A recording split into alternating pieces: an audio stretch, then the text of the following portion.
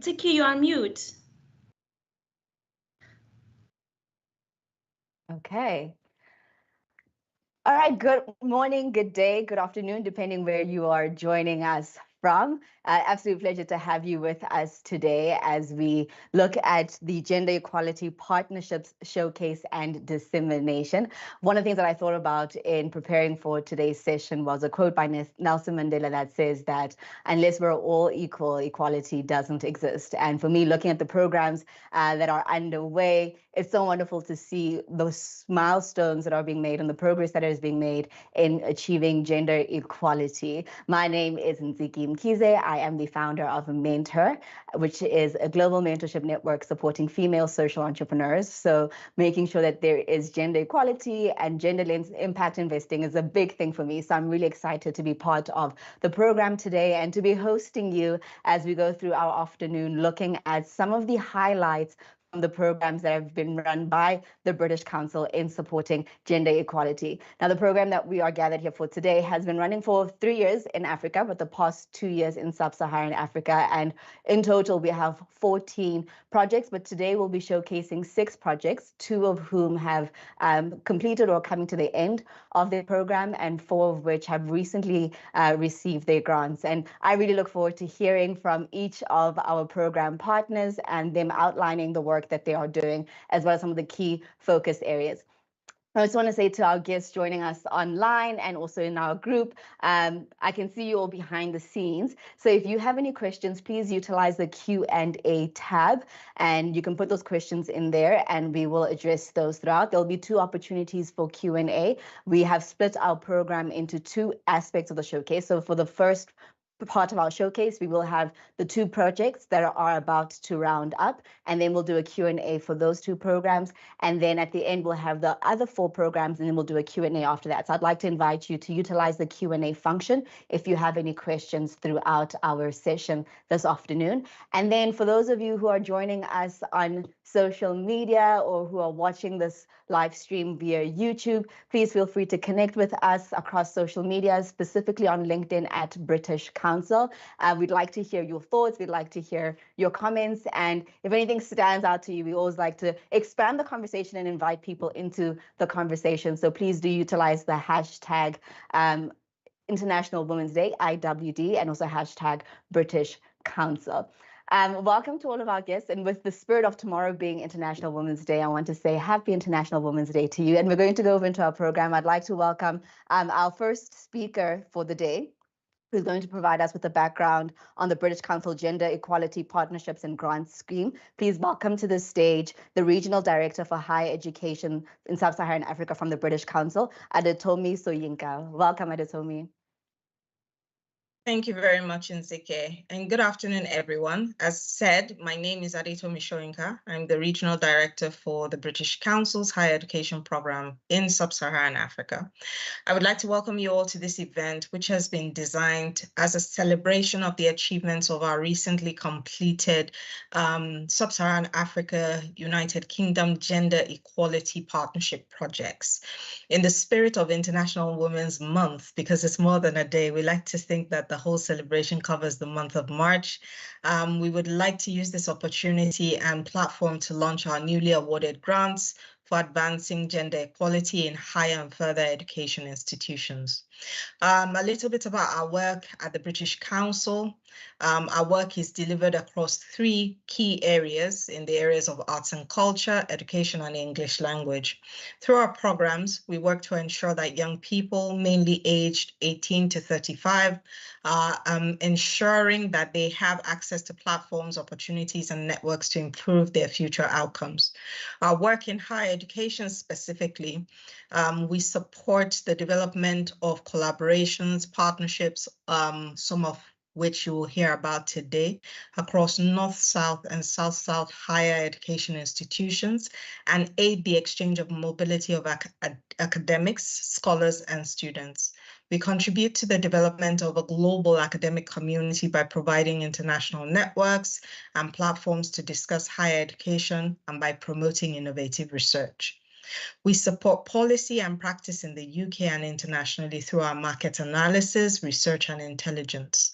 Gender underpins our work across all thematic areas and sectors, and it is critical, even more critical to the work that we do in higher education. In March 2022, we established a report titled, we published a report titled Gender Equality in Higher Education, Maximizing Impact. Through the research piece, we extensively explored gender equality challenges in higher education across the world. The report highlighted a high prevalence of gender equality issues that impact and are reflected in higher education systems globally, emphasizing the critical need to address gender inequalities in higher education. In response to the gaps identified, the Gender Equality Partnerships grant scheme was launched. Through these partnerships, the aim is to support higher and further education institutions to progress gender equality across 4 thematic areas, namely tackling subject segregation in STEM, underrepresentation of women in leadership roles, creating safe spaces for women, and strengthening employability of women. In Sub-Saharan Africa, 14 partnership projects have been awarded grants so far through this global program. International Women's Day, the platform serves as a global movement and an opportunity to reflect on the progress made towards gender equality and to acknowledge the work that remains to be done. In line with the theme of 2024, Invest in Women, Accelerate Progress, our webinar aims to showcase our supported gender equality partnership projects. The key objective here is to bring together diverse voices and perspectives from the UK and Sub-Saharan Africa to showcase their projects and reflect on the crucial role of investing in women for accelerating progress towards gender equality. We hope at the end of the event, you're able to share project information. We're able to share project information and lessons that will support improved knowledge and understanding about the dynamics of international partnership development in the first instance, and the gender dynamics within the higher education sector. Thank you in advance to our speakers, and thanks to you, our audience, for taking the time out to join from your busy schedules to join our webinar today. Back to you, Nzike. Thank you. Thank you so much, Adetomi. And colleagues, I just do want to apologize for the context there. So it's been in South Africa for the past 2 years, but it is a global program. And just to highlight for you, the 14 projects that exist are in Brazil, Egypt, Indonesia, Jordan, Kenya, Myanmar, Nigeria, Pakistan, South Africa, the Ukraine, and Vietnam. So this is a global program. So it's really great to have the opportunity for knowledge dissemination and sharing across different country contexts. I'd like to go to our next speaker and welcome to the stage to provide an overview of STEM and leadership themes. Please welcome Senior Regional Programs Manager, Meekness Lunga. Welcome, Meekness. Thank you so much, Nsiki. It is a bit of a long job title. Good afternoon, good morning, or good evening, everyone. It is my pleasure to provide an overview of 2 out of the 4 thematic focus areas under the Gender Equality Partnership Scheme. So starting with the STEM. The STEM's thematic area focuses on enabling access and tackling the issue of subject segregation in science, technology, engineering, and maths streams. So we know that there has been evidence that indicates an improvement of representation of women enrolling in STEM courses across all developing regions, including SSA. But there's also evidence that suggests that women are still less likely to major in certain disciplines, such as engineering, construction, and ICT studies. So why is this important in the SSA context? It is crucial for us to strengthen the capacity of our institutions through these grants to enable academics as well as practitioners from the UK and SSA to collaborate to address the prevailing gender imbalances in the STEM disciplines. So moving over to leadership. So we have a number of projects currently that focus on addressing women underrepresentation in higher and further education. As you all know, there is limited but increasing knowledge, empirical knowledge, that indicates that the recruitment, retention, and progression of women, academics, and professionals within HE institutions in SSA has been slow and beset with multiple challenges. This absent women discourse is a matter of great concern given our complex development context in the SSA region. Women leaders play a crucial role in addressing local as well as global challenges. And as the British Council, we believe that there is need for us to achieve higher levels of diversity within the higher education leadership structures. For the British Council in SSA, this is also important because our work unapologetically focuses on young people, and we believe that such initiatives help to increase the much needed pool of women role models and mentors who will support the young people that we work with through our British Council programs. On that note, I would like to invite my colleague Daniel, who is going to give an overview of the two thematic areas around safe spaces as well as employability. Thank you. Yes, and thank you, Meekness, for the introduction, and good morning, good afternoon, good evening, everyone. And just as what Meekness said, she's mentioned we have 4 thematic areas in the Gender Equality Partnership Grant, and we have 2, other thematic areas that I'll just be quickly talking about, which is prevention of violence against women and girls, as safe spaces for women, and strengthening pathways into employment for women graduates from further and higher education. We all recognize complexities, around employment for young people, not just even young people, for even young women and girls in various African contexts, various African countries. And that's one of the reasons why we're investing a lot of resources, a lot of funding into these grants to see how we can strengthen the capacity of higher education institutions, strengthen the capacity of policymakers, strengthen the academics of the capacity of academics to provide solutions, to provide ideas, to provide frameworks that would further strengthen some of the key areas. Gender equality in employment is currently one of the greatest development challenges facing countries globally, but more so in even Africa. The male employment to the population ratio is still estimated at around 72%, so less than 40–30% of women are still, out of jobs or don't even have access to good jobs. And we recognize that if we strengthen capacity of institutions, by creating inclusive environment for women and girls in our institutions, by removing those barriers and those issues that discourage them from even aspiring. There's one issue that you talk about how well do young women and girls even aspire to get some of all these jobs that are out there, and how the complexities of family, cultural bias, and all those things prevent them from those aspirations. So those are some of the things that our projects are designed to do. Currently, the number of projects that we've awarded so far for STEM, we have 5 projects. For the leadership, we have 4. For safe spaces, we have 3. For employability, we have 2, and in total, we have 14. And we believe that this is us just even scratching the surface. We believe there's much more that can be done, but we're putting our money where our mouth is to say that we're encouraging institutions, we're encouraging academics, we're encouraging higher education institutions to begin to think of creative ways, to solve some of all those problems. And we're using this webinar not just to spotlight some of the things we've done to us, but also launch the upcoming projects that will be coming up in a couple of months, and also just to even encourage everyone listening on this call to join us, and do more in gender equality. Thank you, and I'll hand over now to Siki. Thank you very much, Meekness and Daniel, for providing that background on the thematic focus areas of the program. And it's really wonderful. I like a quote that says that if you empower a woman, or when you empower a woman, you empower a nation. And it's great to have a global program with many programs that are running globally, but specifically from Sub-Saharan Africa, having these 14 programs, which include the 6 that we're going to be showcasing today. And with that, I'd like to move into our showcase, and to kick off our showcase by saying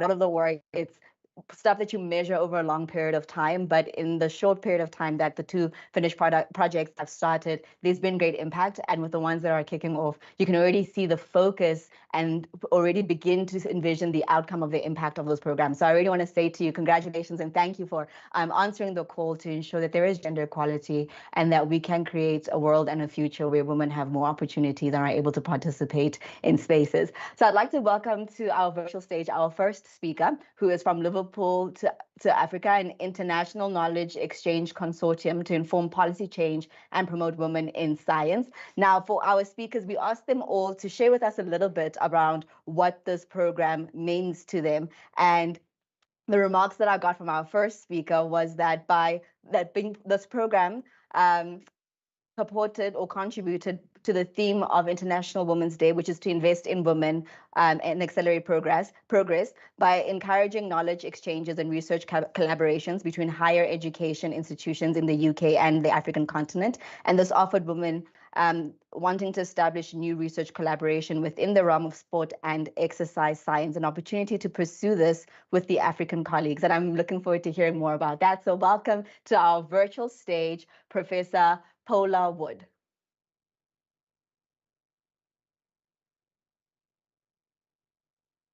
Thank you very much. You can just see if my slides are showing, please.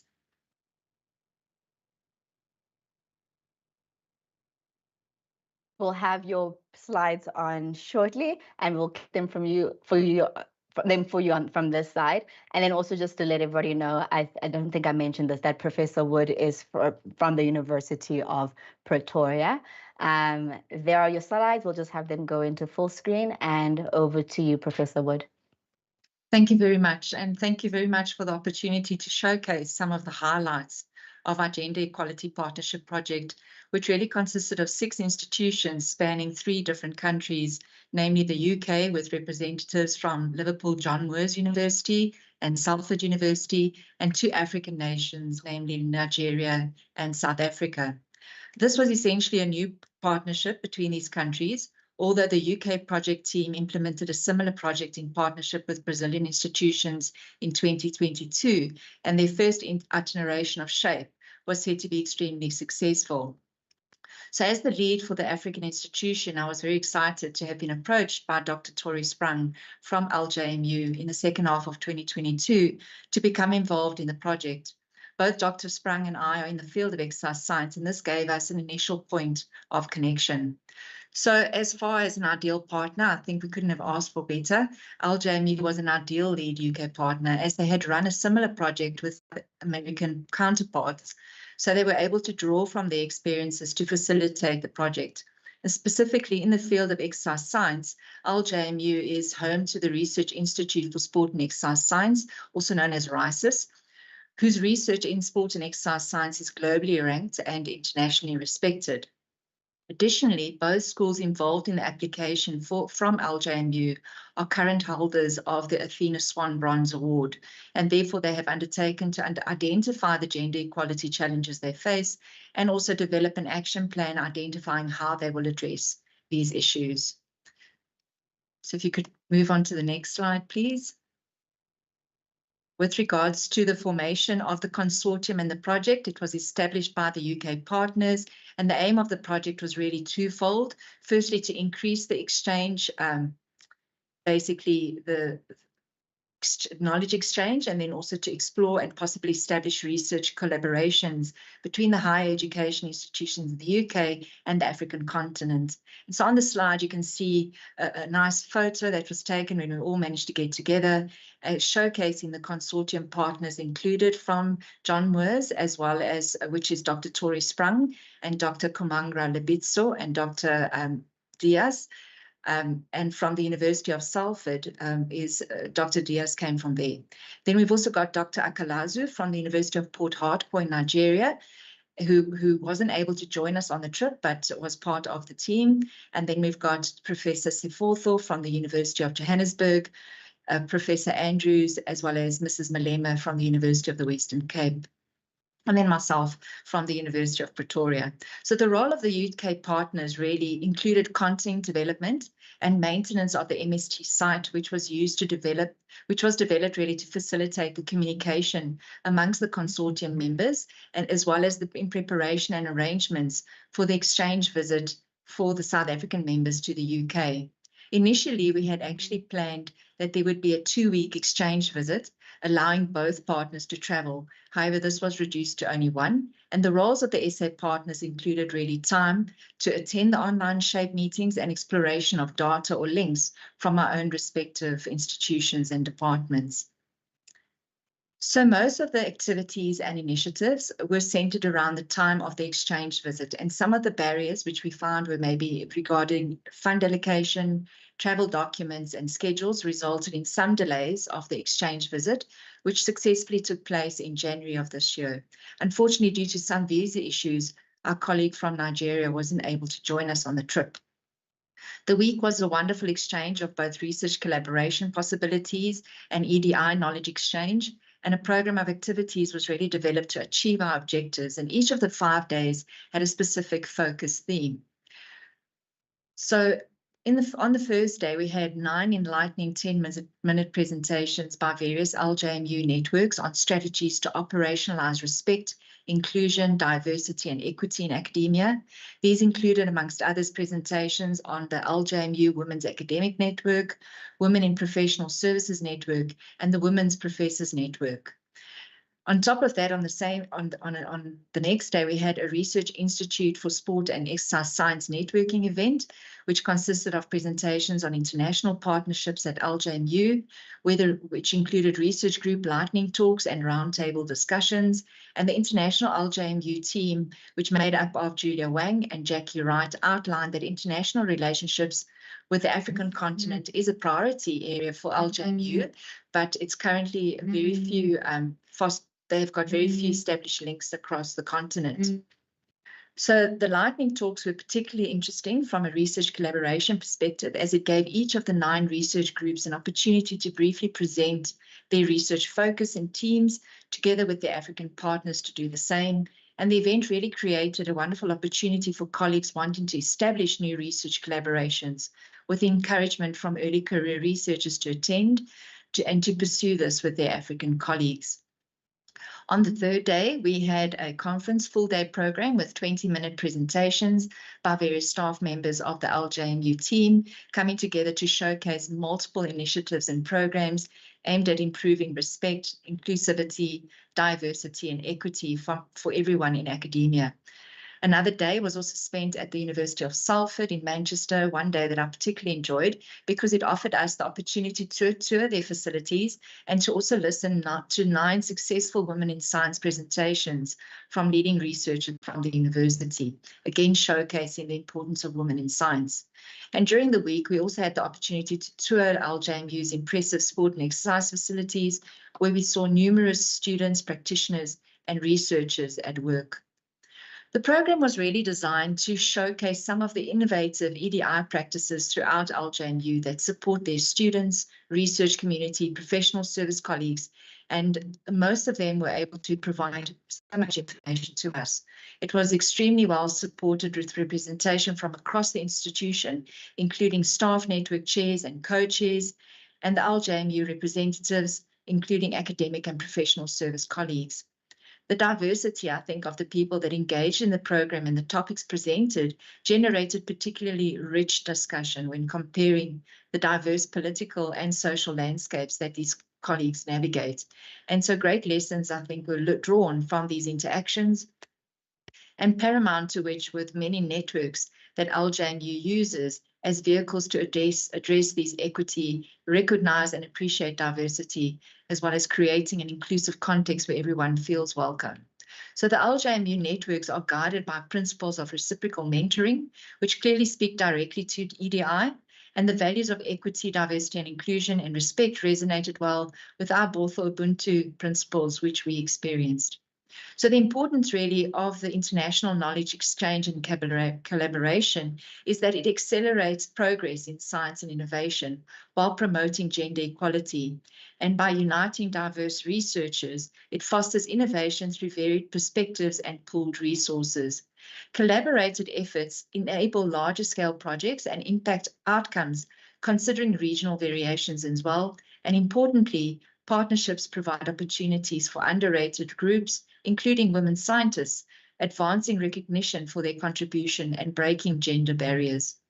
Knowledge exchange, therefore, is really crucial, I think, and in policy development, and it facilitates the sharing of expertise, data, and best practices among stakeholders, and by fostering collaboration between researchers, policymakers, ensuring informed decisions, leading to more effective and evidence-based policies.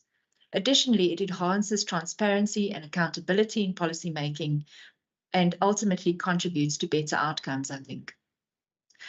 So when looking and thinking and reflecting on the project, obviously all projects have challenges and no partnership ever goes without its challenges. So and we were no different.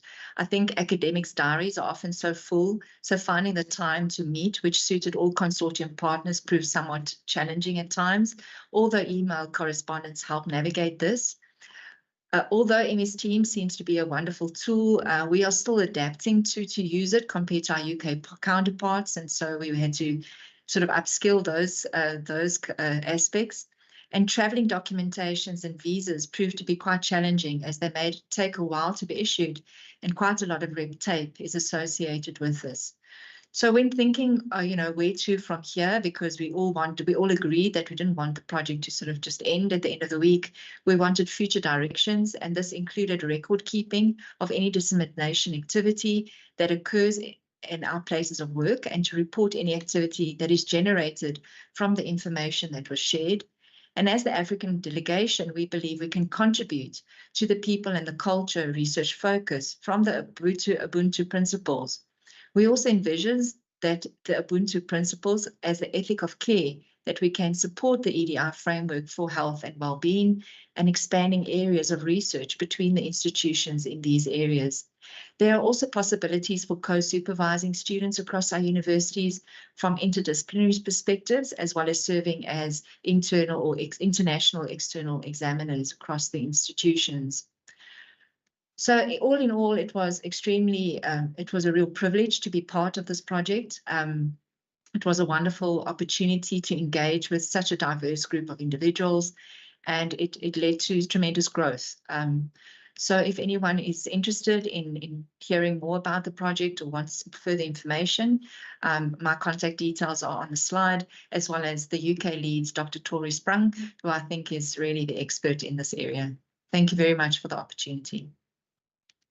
Thank you so much for that wonderful presentation, and it's really great to see some of the outcomes from the exchange and the ability to be able to connect across different regions. Thank you so much. I'd like to welcome to the stage our next speaker, whose program was focused on gender diversification of construction industry workforce, attracting, recruiting, supporting, and retaining women graduates. And when we asked her how the program that they are running is contributing to this year's theme of International Women's Day, she said part of what she said was that a lot of resources are invested in training women in construction disciplines. And with this project, we want to ensure that these trained women do not fall off the leaking pipeline, aptly described by Gujaro, and that the tendency of dropping off the career ladder, where women are educated, get qualified, and are employed somewhere along the line of the career development, they depart from the industry. And the objective of the program was their innovative strategies will contribute to supporting women to get attracted into, make progress in, and be retained within the construction industry. So please welcome virtually to the stage, Professor Kulomri Adogobo. Yeah. Thank you so very much, NCK. All right, so I expect you'll be sharing my slides from your end. Excellent, if I can have that in full display. So yes, our project is on gender diversification of construction industry workforce, attracting and retaining women graduates. I am Kulomri, and this GAP grant project, we had collaborators, of course, from the UK and from Nigeria. If you can just go ahead, please. From the UK, the lead person there is Dr. Ernest. Dr. Ernest Hemau is with the University of Northumbria in Newcastle. His deputy there was Dr. Onakwepo Adeniyi, and then we have the associated partner, Dr. Sarah Bernard from Loughborough. Here in Nigeria, I took the lead on the project, and I have Professor Joy Maina as my deputy. And we have our associated partner, the Nigerian Institute of Quantity Surveyors Foundation. Is one body that has a clear focus on gender equality and promoting women initiative, and that's why we partnered with them. So the aim, if you can go, the aim of this collaboration, the study really was to improve our understanding of innovative strategies committed to strengthening employment pathways of women graduates in the construction industry. And the whole point of it, really, the intention is, so we wanted to be able to draw from the strengths and successes of the UK experience and translate it to Nigeria, where you find that girls are trained in architecture, in building, civil engineering, quantity surveying, and by the time they are graduating, a number of them have already decided not to proceed, not to pursue a career in construction, and a few of them do go into the industry, but they do not stay. There is a high job turnover of women in that area. So the research approach that we took was a grounded theory. Please go ahead in the slides. The research approach employed to address this aim is premised upon the grounded theory, of course, inductive reasoning, where we had to look at specific context and try to draw a general conclusion on it. So we adopted a questionnaire survey, conducted some interviews, and the phase 3 I'll talk about in a bit. We will be hosting a training workshop and conference. But the idea with the questionnaire was to be able to investigate the obstacles to women graduates' employment, the causes and implications of this high job turnover, and with the interviews to sort of find solutions to this program. So the outcome of our study for the questionnaire survey, if you can proceed, please. The phase 1 of the questionnaire survey investigated the obstacles to women graduates' employment. We identified 13 factors, and we found that some of the factors were common to both the Nigerian and the UK situations. And some of the factors were specific. Some were specific to Nigeria, some to the UK. But what we did was, of these 13 factors, we're able to group them into 4 principal obstacles. So we had obstacles that were related to work and family life conflict. I think I'll need you to advance the slide bit by bit. Work and family life conflict here, you have issues to do with the decisions as to whether to focus on work or to focus on family. Some go as far as struggling with whether to have children or not to have children, and questioning the compatibility really of having children and having a successful career in the industry. Can you advance the slide, please? Because I have points on the slides. Thank you. Then bad construction image. Yes, thank you. Please go ahead. The image of the construction industry, the work model that exists in the industry is such that does not allow women to work with flexible hours, long duration. They have to work over weekends and sometimes struggle with sexist attitudes among industry players. The third principal obstacle that we found, the factors there, a few of them has to do with discrimination against women. And here the issue of gender pay gap comes in. And more particularly in Nigeria, the issue of religious and cultural differences, cultural issues, cultural factors played in. And so some women do not actually go into practice in the industry because of religious and cultural issues, unfortunately. The fourth principal obstacle we had was the poor knowledge about the construction industry. Interestingly enough, some of these women did not have good knowledge about the industry. And so it's to be expected that they may not really want to go in. You can't go into an industry when you don't know anything about that. And the opinion of some of our respondents, again, was that there are gender-targeted programs, but they were found to be ineffective. Now, the second part of the study was to look at the causes for this job attrition, high job turnover. Why are the women leaving? I mean, they join and they leave. There were a number of factors found. Some of the what we call the principal causes of this job turnover were the construction industry characteristics, issues to do with work-family support system,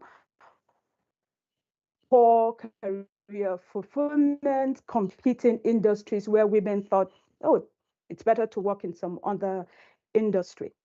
Right.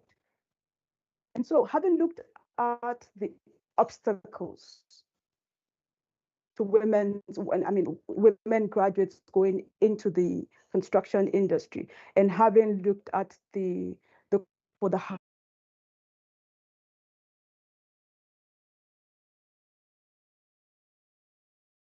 Apologies, it seems that we've lost. Yeah, sorry about that. There you are. Good. My apologies, please. So having looked at the obstacles and the causes of job turnover, we looked at some solutions. Some of the solutions are the first instance industry election women graduates. So if you can please go ahead in the slides. Thank you. So there were solutions that were industry level, which has to do with culture. There were solutions which were given at organizational level, which has to do with coming up with programs that target women specifically. And we had solutions that were given for individuals. Please, I will need you to progress in the slide. Thank you. Excellent. So personal level, organizational level, industry level. The other layer of the interview, please proceed to the next slide. The other layer of the interview had to do with the strategies that women could adopt. The strategies, can you please advance the slide? Thank you. Excellent. Yes, so the strategies that could be adopted to ensure equality among women and men in the construction industry. Yes, one more, please. And some of the strategies that we got discussing with women who are in practice is a support system for the women, flexible working hours, mentorship schemes, and then strategies for strengthening pathways to employment includes work placement, quota system, and this would be particularly good for the government being the single largest client of the industry, and of course, remote working programs. Now, this is the report of phase 1, phase 2, and the phase 1 and 2. For the phase 3, the plan is and a conference, and what we'll be doing is taking into and translating them into evidence-based recommendations. So we'll be having deeper conversations on the issues that were investigated. So we'll be interacting with industry leaders, contracting organizations, consultancies, higher education experts, and of course, the women graduates themselves. And the plan is to have a training workshop here in Ahmadu Bello University, where we hope to identify stakeholders that will act as women graduates in construction champions. Because the more you have people talk about, the industry and what women can do, the more women graduates will be able to come in to the industry and stay. Then the final phase of the work will be a one-day conference, which will be facilitated by the Nigerian Institute of Quantity Surveyors Foundation, an organization that holds very highly the issue of gender equality. So bringing it all together by way of summary, we've looked at the issues, the obstacles to women's entry, the solutions that can enhance their employability, that can close the gap on gender disparity and strengthen employment pathways. And subsequently, we'll be developing some evidence-based recommendations and training pathways. We'll be very happy to share the details with you for the upcoming events. And on that note, I'll say thank you very much for listening. And I do apologize once again for the break in the network earlier. Thank you. No worries. Thank you very much, Dr. Kolomri. Much appreciated. And really fantastic to hear the insights and what you've been able to accomplish with your program. I'd like to invite people for any questions. So I did ask earlier for everyone to share where they were joining us from. And I see there's people in the room from the UK, from Kenya, from South Africa, from Nigeria. We've got somebody joining us from New York in the UK, Liverpool. So thank you very much. And from Lincoln as well, thank you very much for sharing. I think this was somebody said that they were joining us from Cape Town. And if you have any questions for Professor Wood or for Professor Adogbo, sorry, please could you share those in the Q&A session, and we will put those questions to them. And I think perhaps while we give people an opportunity to put their questions in, Professor Adogbo, from my side, a question I'd like to ask you is one of the things that you mentioned in your presentation was, some of the social pressures that exist that keep women or restrict women from pursuing careers in construction. And as an entrepreneur, I see that sometimes where in certain communities, women will start their businesses, but are only supported to run them to a certain extent before it's assumed that a male family member should take over, or that, yes, you can run a business, but it's kind of considered to be a little side hustle, So I'm interested from your findings and just some of the conversations that you had. What are some of the gaps that you kind of see that would be really great for us to learn from an exchange perspective, to go that, you've seen these differences in other countries and those would be good to try and adapt in our context, or at least to start thinking about how do we address those particular challenges?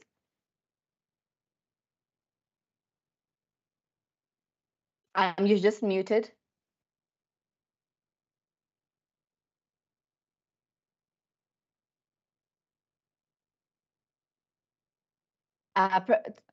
Professor Kolomri, could you please unmute yourself? I see you talking, but your audio is not coming through.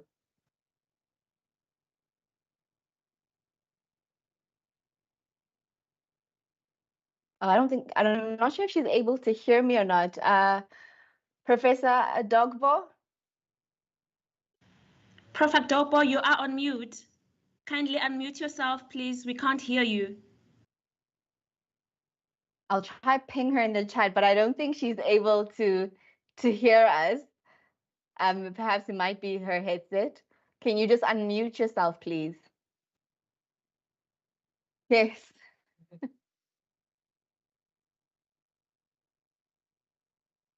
Our technology, it's always something, but at least we are together and able to hear us. We'll just give her a moment to unmute herself. I know sometimes the mouse doesn't respond immediately, and I can tell that her connection has been in and out as well. And then while we wait for her, okay, I think perhaps we've lost her.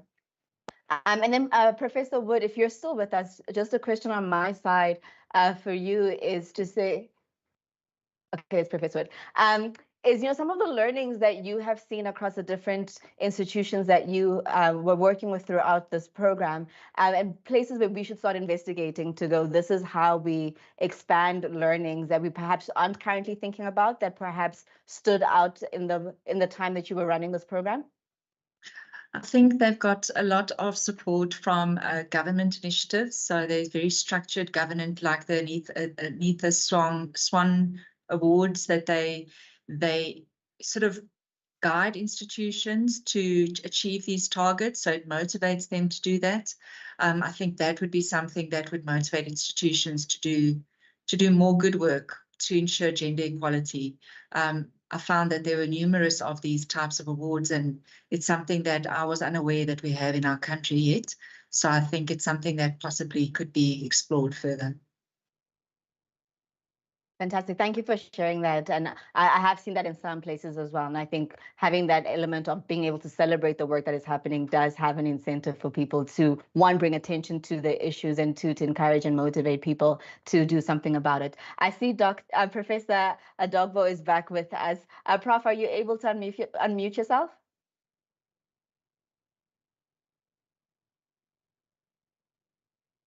And then while I wait for her, and yes, I've done that. Oh, Sorry, fantastic. I was using the second device. Yes. Okay, we saw you speaking, but we heard nothing that you said. So if you could please just repeat your statement. Thank you.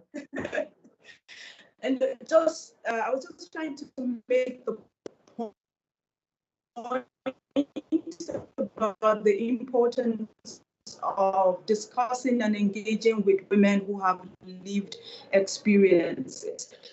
And so when you have women who have lived experiences, they serve as mentors, and they're able to guide young women through some of the challenges and difficulties that they may have. So culture, whether it's culture, religious, academic, whatever the nature of the challenge is, having women with experiences who have gone ahead serves. Professor Adogbo, can I please ask you to switch your camera off? Some of the obstacles that women do face in any area, actually, that's the point I was trying to make. Fantastic. Thank you so much. We were struggling with your audio there a little bit. And there is a question. Yeah, perhaps you could switch your camera off, and that might be able to help. And then I'm just going to ask, in the interest of time, and just also that we're able to get your full response, there's a question from Olaoye. I'll read the question out loud for everybody to hear, but if Professor Adogbo, if you could do us a favor and perhaps type out a brief response in the chat to Olaoye's question, and then I'll be able to read that out later on. But the question from the chat here is, many thanks, Prof. Kulomri, for a brilliant presentation. Good to read about the potential for degree apprenticeship for ladies and women in the building sector. And the question is the government across all subnational government levels in Nigeria supportive of this? And she goes on to say that, I say this because in the UK central government is intentional in funding degree apprenticeships. And then she also wanted to know, what are the supports in place in Nigeria to fund degree apprenticeships? So if I can ask you, please, Professor, if you could maybe respond to that in the chat, and then we can move on to our next group of speakers, just so that we are able to hear your response without losing your audio. Thank you so much. So those are the first two of our showcases, which are the longer pieces as part of our showcases today, as more work has gone into those programs, and there are towards the end of those two programs. And in the next part of our showcase, our speakers will be sharing for only 5 minutes. And so just a reminder to our speakers to please stick to those 5 minutes. But these are programs that have just gone underway. And so we look forward to hearing from those particular individuals. And the first speaker that I'd like to welcome, they were focused around employability. Project Horizons looks at career pathways for women graduates in Kenya. And I'd like to share the quote that we received as well, because I thought it was just so inspiring to see the work and the impact of the work. So when we asked Professor Miriam about how it's contributing to this year's theme for International Women's Day, the response was, Project Horizons addresses the persistent gender inequality in women's employment in technology by strengthening a transitional pathway to women's employment through knowledge development, capacity building, and role modeling. So I look forward to hearing more about that. Welcome to Dr. Miriam. I'm not sure who's unmuted themselves apart from Dr. Miriam, but welcome to Dr. Miriam Mba Amanze. Over to you. Thank you very much, Nkizi. You said earlier on that I was a professor. I'm not there yet, but I feel like you're prophesying into the future. So I very much, accept it. Good afternoon, folks. I'm speaking to you today from the UK. Please permit me to join Nkizi in wishing you all a happy International Women's Day, because I will not see you tomorrow. So you can have that in advance. I'm quite glad as well to follow the previous speaker, Professor Adobo, because we share the same theme of strengthening employment of women, and also we share the same methodology. So hopefully you will find that interesting as I dive more into our specific method. So thank you to the British Council for inviting me to share the project that you have funded. Our project is specifically on career pathways for women graduates in Kenya, which we have called Project Horizon. We have partnered with the university in Kenya, Riara University, and we also have an industry partner to help us to deliver the project objectives. If we could move on to the next slide, please. So previous speakers, especially the first two speakers, spoke about the importance of trying to address gender equality. And I cannot overemphasize this enough. So many publicly available data has shown us that gender inequality across several sectors is very much real and has to be addressed. For example, a 2023 report published by the UN stated that 1/3 of women are employed in the technology sector.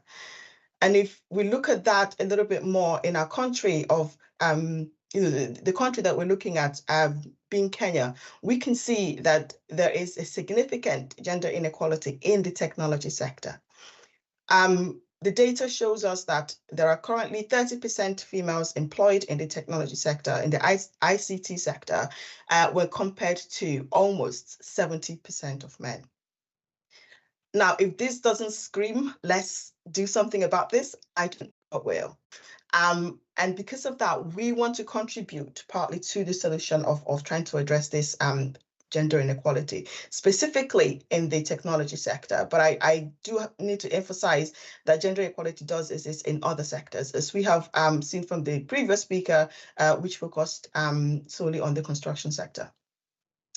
So we want to contribute to this by specifically looking at ways that we can strengthen the employment pathway for women graduates from Riara University who are registered to study a course within the computer and science department. We also want to disseminate an approach that will ensure that more women, both in Kenya, within the other sectors, and also in other countries in Africa and Asia, are able to try and improve the pathway of women graduates gaining employment within this particular sector. So we have 4 project objectives that hopefully will help us to achieve this aim. And our objectives are to co-create resources and templates that will support not just the delivery of the project, but that can also be disseminated to other future projects. We also want to build knowledge, skills, and capacity of the students and ensure that they are fully supported by the industry partners. And these are professional women who are already who are already employed and working in the technology sector. So the slide that you see in front of you are basically our methodology and how we have aligned our project objectives to the method. And the key theme running across all our methodology is the need to make students an active participants and receivers of what we're trying to achieve. So for example, we have developed both quantitative and qualitative methods. The quantitative method being gathering data from students by way of survey to try and gauge their skill level currently. The idea then being that where there are current gaps in the majority of their skills, we embed that in later project events. We also are focusing on capacity building, and this would be by way of workshops and webinars to try and improve the knowledge of women, of the female students, and also their skills, their specific skills that they need in order to gain their first employment. So students will be doing lots of presentation and they'll be focusing on their skills portfolio. But I suppose the creme de la creme of our project would be to bring the industry professionals into the project to mentor our students. So this will be done by way of individual mentoring scheme and also group mentoring scheme. The idea being that the mentors are sharing their experiences, their challenges, so the students can learn from them and build from them. And also serve as a networking opportunity for the students, as they would already know someone already in that sector. And then finally, we do want to disseminate the project and do it quite widely as well. So we are currently preparing for a project launch, which will very soon happen. We are also put together several public stakeholder events to raise awareness of this particular issue. And of course, we will have a project website where the public can visit. And as an academic, it goes without saying that we will, of course, publish our data so that this can be widely adopted in Kenya for other countries. So there's a lot that we're looking forward to with this project. I am certainly looking forward to the project launch. And we are in the process of recruiting students and mentors. We're also in the process of co-creating the documents, as well as ensuring that the project scheduling will fully align with the students' current timetable. So watch this space, and hopefully we will be invited again next year to share the results of our project. Thank you. I hope that I did that in 5 minutes. Yes, you did. Absolutely. Thank you so much, Dr. Miriam Amanze. And I look forward to when you do become a professor. So we shall prophesy that over you, not to give you more work and studies to do, but if you're in this space, might as well. Thank you so much for that presentation. And then just to go back to the first question, I just wanted to share the response. Sorry, thank you so much, Dr. Judith. I want to share the response from the question that was asked around if the Nigerian government has anything in place. And the answer was yes, we do have government-supported internships, SIWES. Unfortunately, reports suggest that funding doesn't always get to the students on time. So that was the response to that question that was put forward. And then I would like to point Professor Wood to the Q&A tab if you're able to assist there. There was another question that Ola Oye asked that was around, she said, thank you for the presentation. And then she wanted to know, as part of outputs linked to your project, were you able to influence policy linked to gender equality in South Africa based on your experiences in South Africa? And are there real synergies and partnerships working between relevant government agencies and academics like yourself? So if you could please assist with a response to that, Professor Wood, either in the chat or in the Q&A tab, that would be much appreciated. And then also just to remind everybody, please utilize the Q&A function to ask your questions to the remainder of our speakers. Up next, I'd like to welcome our next speaker, whose project was focused around safe spaces, prevention of violence against women and girls, Professor Judith Waudo. She's the director for the Center for Gender Equality and Empowerment at Kenyatta University. And when we asked her to share just a little bit of background around how this project contributes to the International Women's Day theme this year, she said the two responses was that it helps progress by the application is designed and implemented with the aim of reducing indecisive and provision prompt justice to the survivors, as well as the provision of safe spaces on campus is meant to reduce indecisiveness of GBV. So I'm looking forward to your presentation. Over to you, Professor Judith. Thank you very much. You are sharing my slides. Our topic is prevention of violence against women and girls, with particular focus on higher and further education institutions as safe spaces for women. Next. Now, looking at the university environment, the project cultivates a culture of zero tolerance of gender-based violence within African higher education institutions. and promoting gender equity and empowerment among both students and staff. The objective of this project focus on the implementation of a digital SGPV reporting application to significantly reduce incidents of gender-based violence. This will be achieved by enabling anonymous reporting, gathering crucial data, and then delivering advocacy resources to all the stakeholders. Next. Can I move to the next slide? Yeah, what are the objectives of this project? Our main objective was to progressively accelerate, reinforce, and maintain safe spaces and eliminate all forms of SGBV through the implementation of a digital reporting system at Kenyatta University and neighboring university. The specific objectives are: one, to reduce instances of SGBV among students and staff through the implementation of the digital SGBV reporting application.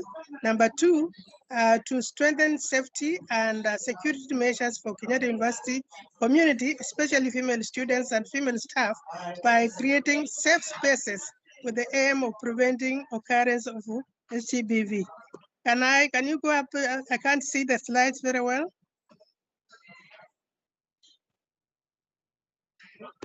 No. Yes, a little further up.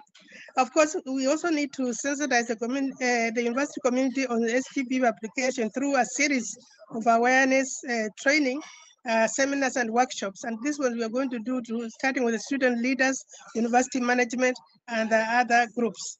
In addition, we hope to upscale this application to two neighboring universities, Jomo Kenyatta University and then Mama Ngina University. Next slide. Yeah, activities. Can you go back one more slide?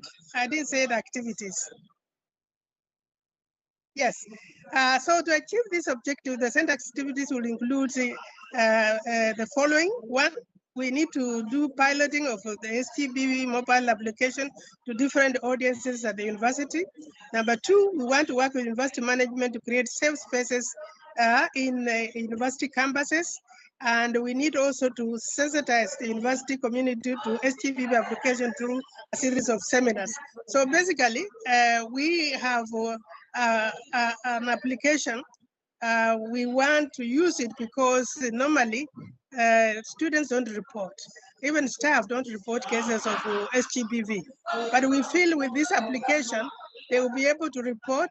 We take immediate response, and also through that application, we can have information to sensitize the students and the staff, and then we are able to also to have update events for them. In case we need to give them current events, we can also communicate on that application.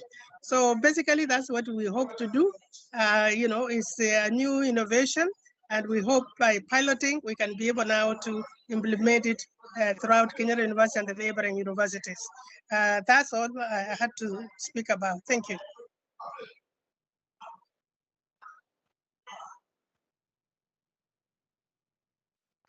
Thank you very much, Professor Judith, much appreciated. And I think, coming from South Africa, where GBV is a huge challenge for us countrywide, it'd be interesting to see some of the findings that come out throughout the duration of your particular program.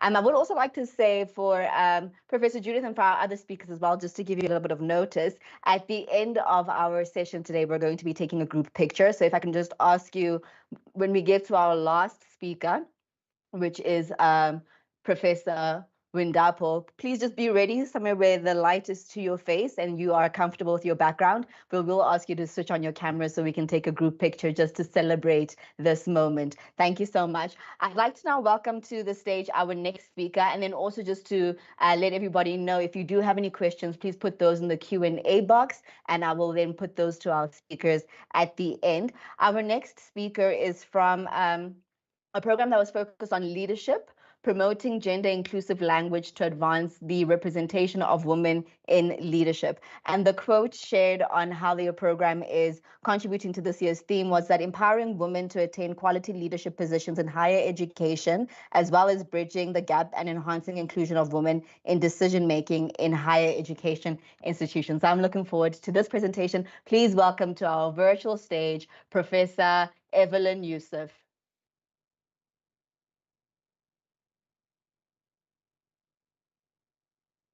Just want to see if Professor Haua Evelyn Yusuf is with us. I am here. There you are. Okay, great. I can hear you. We are going to. You're sounding just a little bit faint. I'm not sure if it's just on my side. Okay. Can you just say something else? Can you hear me Yes, we can hear now? you. Yes, we can. Perfect. Over to you. Can I begin by sharing my slide? Can everybody see my slide? Not yet. Yes, please go ahead and share your slides. Yes. Okay, I just tried sharing now. You can go ahead and share it, and then you can start the presentation. Thank you very much. Well, I am trying to share, but while I am sharing, can I go on?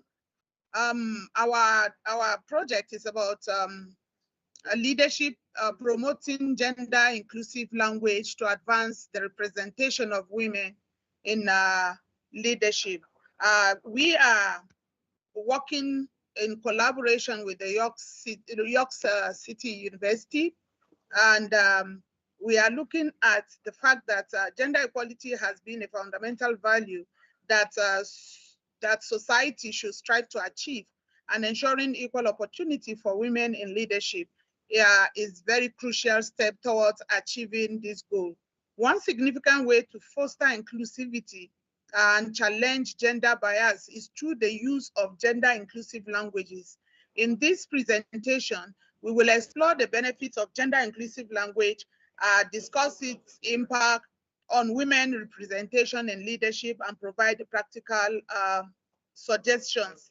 The aim of the project is to actually support women in better navigate how the language used in leadership recruitment within higher education institutions shapes their leadership aspirations, and collaboratively develop foods that can be used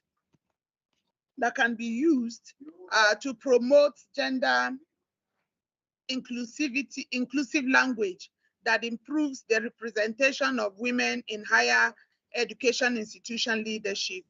Our objectives include understanding how language influences women's aspiration for leadership in higher education institutions, engage with diverse stakeholders to understand their views, interests, and fears when it comes to women entering leadership in higher education.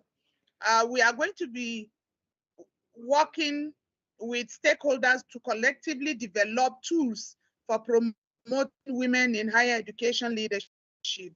We are going to be building capacity of women in higher education towards enhancing their aspirations and chances of becoming leaders. We are going to establish the first of its kind UK Nigeria Women in Higher Education Support Hub, which we call WISH, that provides support to women aspiring to enter into higher education leadership. Now, our work package includes involving analysis of language use in the process of leadership recruitment in higher education institutions. This will be achieved using combination of literature reviews and appointments and promotion documents from the relevant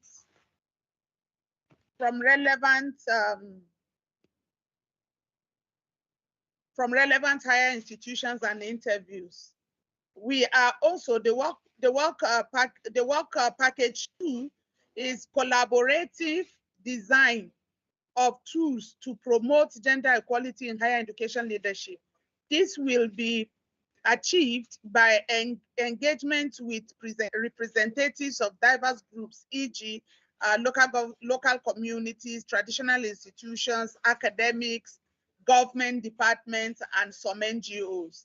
We are going to invite them to a workplace to discuss their views on equitable leadership in higher education.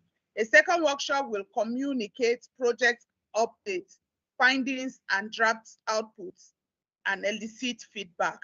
Our work package 3 is capacity building, training, mentoring, and support, which will be achieved through a bespoke training webinar, mentorship and establishment, and the launch of the Women in Higher Education Support Hub, our WISH.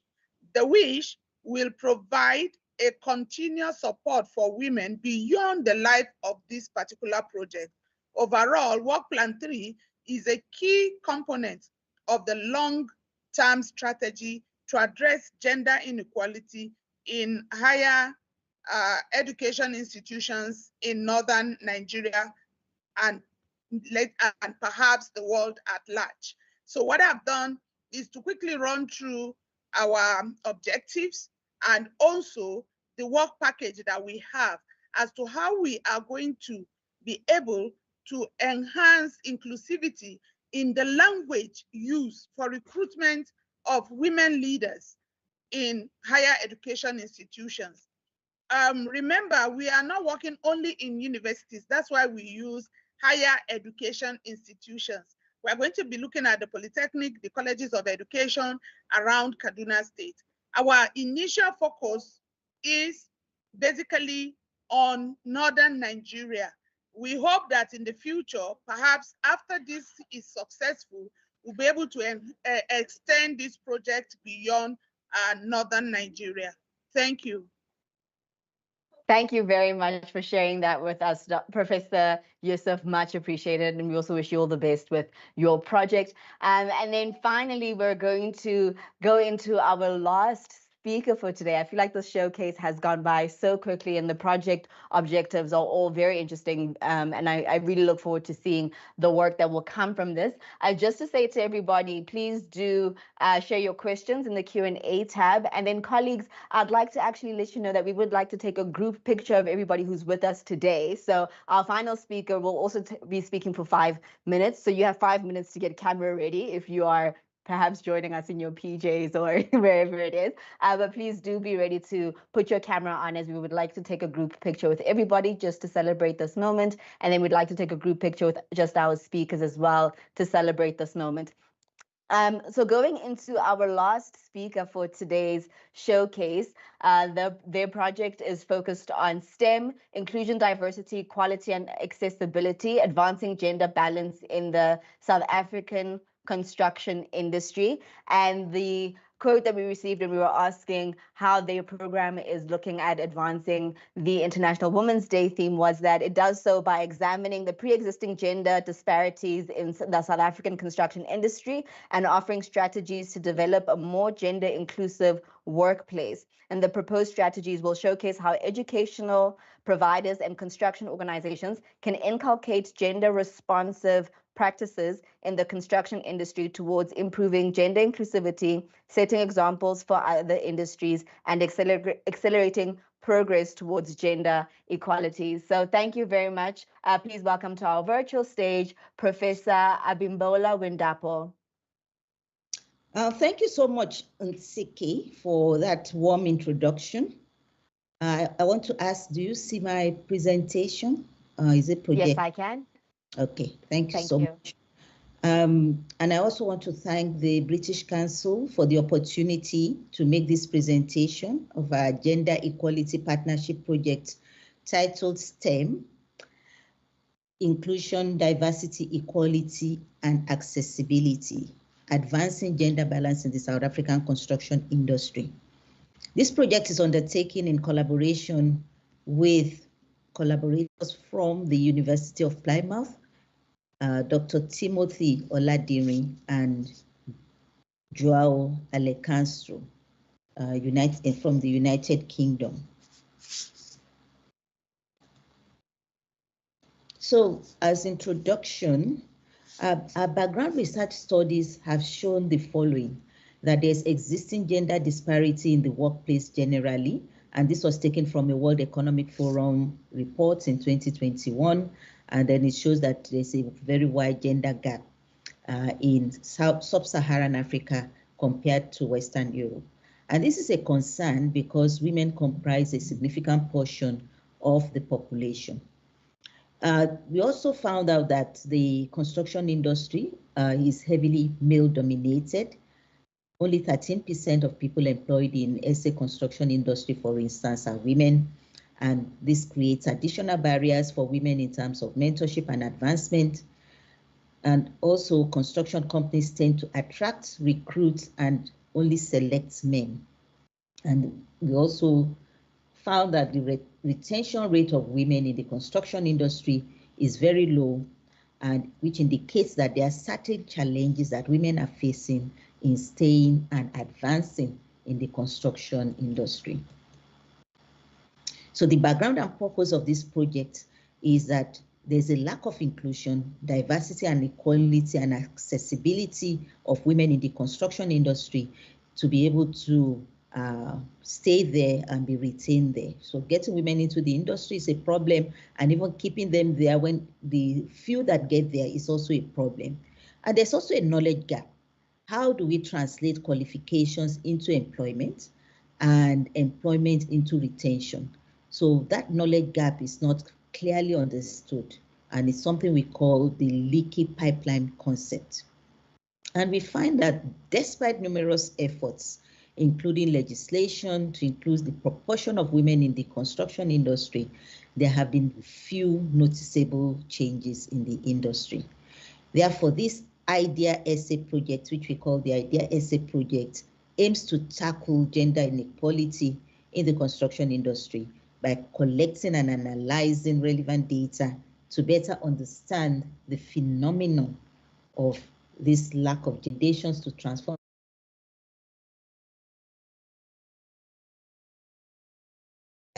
industry. So we have 5 project objectives to enable us to achieve this aim. The first objective is to critically review the roles of educational and professional institutions who are gatekeepers in making construction a career choice for girls, and what they are doing to encourage future entrants into the industry for women. We also want to understand the various barriers to females making educational and career choices. This we'll be doing by using qualitative and quantitative research methodologies. We also want to develop a dialogue and networking opportunities amongst higher educational scholars and organizations across both South Africa and UK on gender equality in the construction industry, and then gather valuable insights from stakeholders into the current practice in order to know what can we do to enable a more gender inclusive workspace. Finally, we want to disseminate this project outcome with a broader audience worldwide through high impact journals and a dedicated project website.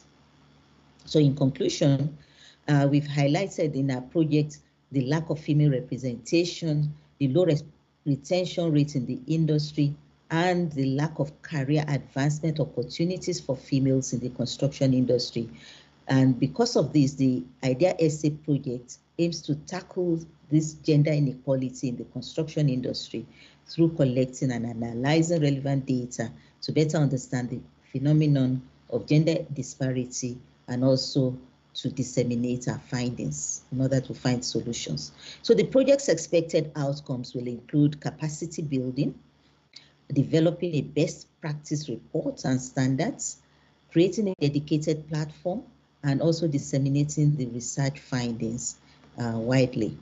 So based on this, we invite academics, contractors, construction companies, NGOs, government departments, construction professionals, registration bodies, and the civil societies to support us and adequately participate in our project activities. Just as we are also acknowledging the British Council for their funding and their support of this project. And these are the references used, and we want to thank you for listening. Thank you so much. Professor Wendapo, thank you very much for sharing with us. Much appreciated. And that brings us to the end of our different presentations. There's a comment here that came in from Ola Wumni, who says that the place of capacity building and mentoring training cannot be overemphasized. In a related study, Hannah and I identified that and provided a platform for mentors and mentees. Thank you so much for sharing that with us. And if that platform is public or if people are able to access it, please feel free to share that link in the chat as well, so we are able to follow that. And then I just want to check if we have any more questions. I'm looking through, I see there's a question here from, there isn't a name, but it just says the researcher, I can't see the rest of the name. Sharon Elliott. Hi, Sharon. So Sharon says, I'm a gender external consultant working with the British Council at the moment. I'm so pleased to hear the celebratory language as we discuss these projects. We don't celebrate enough, and that is true. I would love to know for the individuals involved how you feel about the impact your projects could have on the opportunity and responsibility that higher education has to influence wider societal challenges to gender inequality and discrimination. Fantastic question, Sharon. Just for sequence, let me go, Professor Wendapo, if you could perhaps respond first, and then let's after that go with, I'm going to go with my screen. So on my screen, I can see Dr. Mba Manze, and then if Professor Yusuf, if you're still with us, you can then respond, and then after that, we'll hear from Professor Judith. So let's go in that order. Okay, can you just repeat the question? I can't find it on the Q&A. So it's on the, if you look on the Q&A tab icon, it's there. But Sharon is asking, how do you feel about the impact your project could have on the opportunity and responsibility higher education has to influence gender inequality and discrimination within society? So it's a loaded question. But I think that the higher education institutions should be able to encourage the female students, and because I think most of it has to do with female students not taking the science, technology, or engineering and mathematics based courses. So higher education institutions could encourage female students to go into these disciplines with the use of bursaries, having mentors in place to mentor these students, closely mentor them, so that we are able to retain them and then see them through to obtaining their degrees. So mentorship and maybe bursaries as well, if they can afford it, will help. Thank you. Thank you very much. Dr. Miriam, can we hear from you? And then can I add as part of your response, there's another question that came in from Fundira, who also wanted to know how you're going to measure the progress of your project and its dissemination to make sure that you deliver on the objective. So if you could also speak to that as part of your response, Dr. Miriam, thanks. Thank you. Both really, valid questions, and somewhat they're linked because they're on the issue of impact. So let me start first by, responding to the first question, which focuses on the higher education institutions. I think they definitely have a key role to play here in developing students while they are still very much students, while the responsibility of looking for work hasn't become so demanding yet. So on that note, I believe the higher education institutions need to thoroughly look at the curriculum and see if the curriculum are ones that build in skills that will enhance the female students' likelihood of gaining employment after work. The issue of having an industry, professional mentor students has also been mentioned, and I really cannot, overemphasize that enough. Now, moving forward slightly to the second question. our project is going to have an impact, not just on the student, but I believe also on the institution that we've partnered with, which is Riara University. For the students, there are going to be short-term and long-term impact. The short-term impact would be an increased knowledge of the different pathways to employment within the technology sector, and also the enhancement of skills. Now, how are we going to measure this? We will do so using various methods. One is the needs assessment questionnaire that we will send off to students at the beginning of the project to gauge what their current skills and knowledge of the sector are. And then while the project is going on, we're going to ask students to complete a career and action plan and also complete a skills portfolio.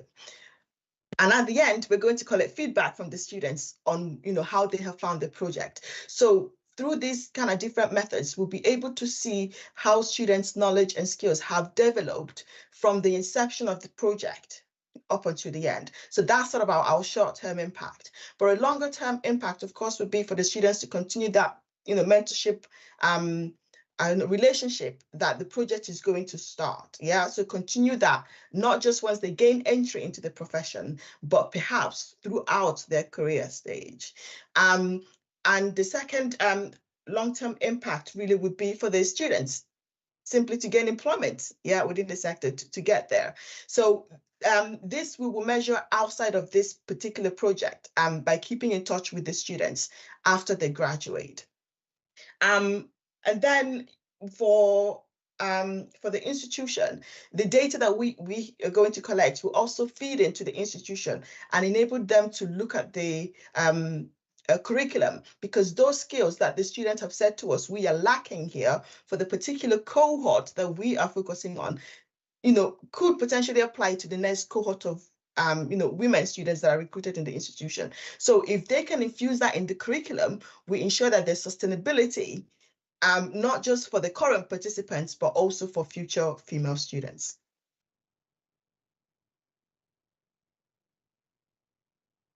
Thank you so much. Professor Yusuf, you're most welcome to unmute, and would like to hear your response on how you feel about your project's impact. Can you come again? So hello, can I get the question again? Yes, so the question that was asked was how you feel about the impact your project could have on the opportunity and responsibility for higher education institutions to influence wider societal challenges to gender inequality and discrimination. Okay, yeah, we are excited that at the end of this project, when we are able to institutionalize positive language among higher education institutions, it will spill into the society, because people from higher education usually have very high influence on the people around them, as they are treated with high respect.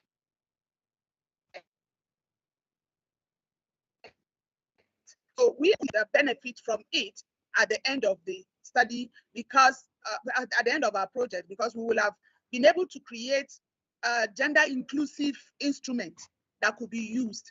We realize that people who are in higher education institutions also dwell within the society, and as such, the way they talk and the things they say will affect the society and the younger ones that are growing. So certainly, the outcome of this study is, this project rather, is going to improve on gender equality and inclusive language in the society. Awesome. Thank you. Thank you. Thank you very much. And then finally, Professor Judith, let us hear from you. Thank you very much. What will be the impact of our project? When you look at universities, the essence is to provide a conducive environment for teaching and learning. For the universities, they need to put in safe environment and create safe spaces so that female students are not as disadvantaged.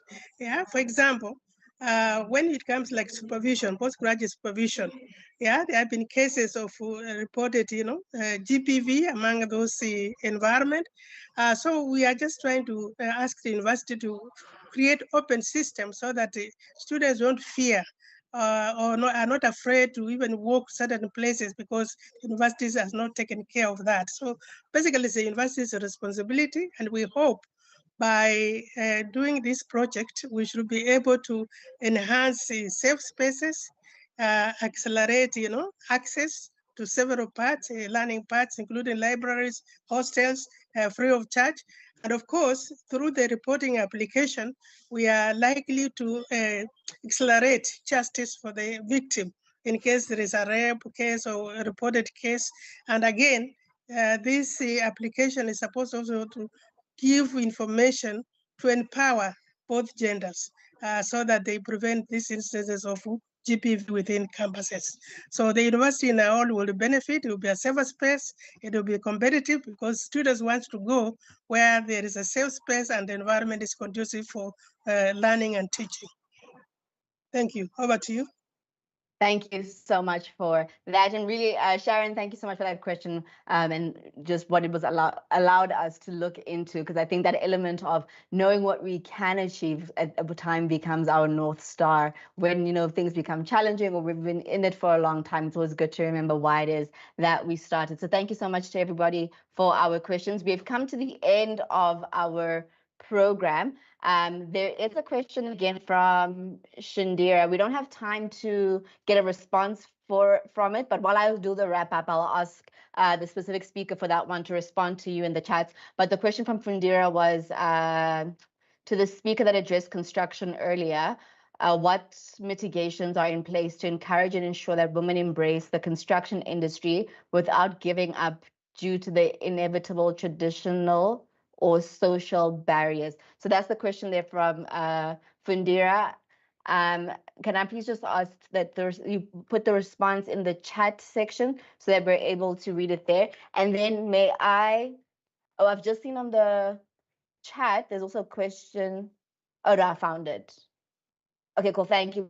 Sorry, and I've seen your question now that you'd initially posted it to the chat. I am mindful that our event is scheduled to wrap up now at 3:30 Central African time. So I do want to keep to time, but I would like us to take a moment to take our pictures so that, in echoing Sharon's words, that we are able to celebrate this moment and to celebrate the work that happens and the people behind the scenes who do the work to ensure that we are able to advance gender inclusion and diversity within different spaces in STEM, and making sure that women can take strides in those industries as academics or as students. And I see you guys are so good. Everyone's cameras just went on so instantly. I love that. Thank you so much. I looked away and then I looked back and everyone's faces was there. I just want to see logistically, I think we're going to take a screenshot and then somebody else is going to take a picture on their actual phone. But don't worry. So I'm going to count us down. And then I'm not sure who's talking, but can I please ask you to mute yourself? So I know this feels awkward, but it's not awkward, right? So you're going to, for 5 seconds, give us your best Colgate smile to the camera so that we can go through all the screens, because this is on Teams. So we don't know when your screen is on, right? So for now, for example, I can see Meekness, Anna, Miriam, Prof. Wood, another Miriam on my screen. But everyone, please just smile for 5 seconds. I'll also smile to the camera as well. And then we'll let the team take a screenshot. And we'll also let the team take an actual camera picture. Smiles. I wish we were all together, then we could say British Council. And then I'm also going to ask the theme for International Women's Day. They have a theme, but they also have a sign, and the sign this year is a heart. So if I can get everybody to make a heart to your camera, so we can take a picture of that as well as part of this year's International Women's Day theme. And also give us your best smile, because we know you have it, and it's Thursday, so technically quarter to Friday. Well, 10 to Friday, actually, the best of smiles. Can I get a nod if we have our pictures? Almost. Okay, so 2 more slides, but just keep your smile and your heart in case your slide is the one that's up now. And perfect, we have all of our pictures. Thank you so much.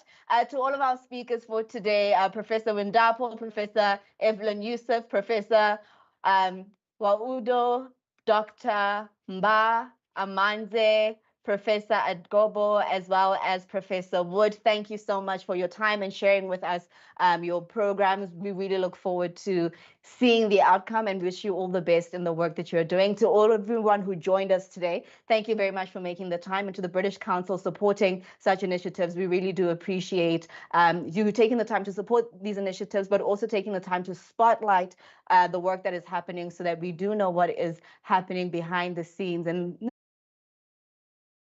across the board. And that wraps up the official Gender Equality Partnerships Showcase and Dissemination. Happy International Women's Day for tomorrow. And I'd like to leave you with the words of an African proverb that says, if you want to go fast, go alone. But if you want to go far, go together. And I commend everyone that is here for taking the time to go together. And I look forward to seeing how far we will go. Thank you very much. Thank And then you. with that.